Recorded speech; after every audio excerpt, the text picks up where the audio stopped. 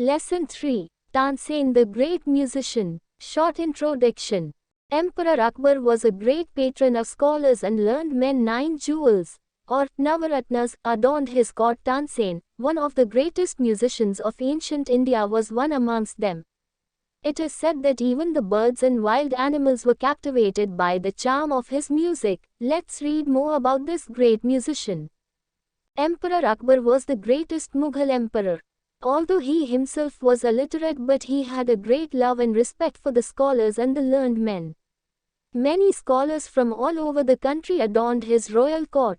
Tansen was one among those great scholars. He was a famous musician of that time. It is said that when Tansen sang, the birds and the wild animals came to hear him. Once, Emperor Akbar went for hunting in the forest. He spotted a white elephant there. The emperor wanted it for himself, so it was captured. But it was a fierce, wild animal and tried to trample anyone who came near him. As it could not be trained, Akbar sent for Tansen. Tansen went near the elephant and began to sing softly. Gradually, the elephant became calm, and the trainers could now manage him. Soon Akbar was able to ride him too. Tansen's singing was so powerful that when he sang the Megh Mallar Raga, rain clouds would appear in the sky and it would begin to pour. Every day, Tansen entertained the emperor with his music. Often after the day's hard work, Akbar would call Tansen to sing for him alone. Tansen sang the ragas that would gently put Akbar to sleep at night, or awaken him up in the morning. It is said that once Akbar commanded Tansen to sing the Deepak Raga. This raga was dangerous, for if it was sung perfectly, it could set things on fire. It could even burn the singer's body to ashes. Tansen knew it, and so he requested the emperor not to ask him for such a dangerous raga. But Akbar would not listen to anything. Tansen had no other alternative but to fulfill the emperor's wish. However, he requested the emperor to give him some time to prepare himself for the raga. The emperor agreed.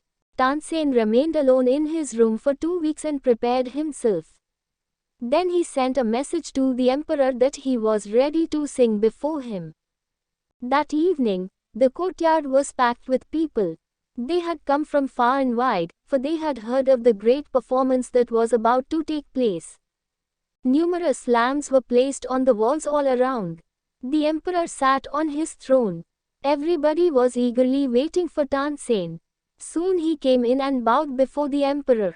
He looked quite composed. The emperor requested him to take his cat and start his song. Tansen began to sing. A cool breeze was blowing, but as Tansen sang, the air started getting warmer. People perspired and fanned themselves to cool down. The leaves withered on the trees and the flowers in the garden wilted. Birds flew away from their nests. Soon it became so hot that the people could not sit any longer. They got up and fled. As Tansen reached the end of the raga, the lamps on the walls lit up on their own. Tansen's body too seemed to be burning. He fell down on the ground and became unconscious. It took many months for him to recover. No, this incident, it is said, had happened almost 400 years ago. But Tansen is remembered even today. A music festival is held every year near his tomb at Gwalior. Singers from every corner of the country assemble there. Through their music, they pay their tribute to the great musician. They believed that their voice would improve if they touched the tomb and eat a leaf of the tamarind tree that stood near.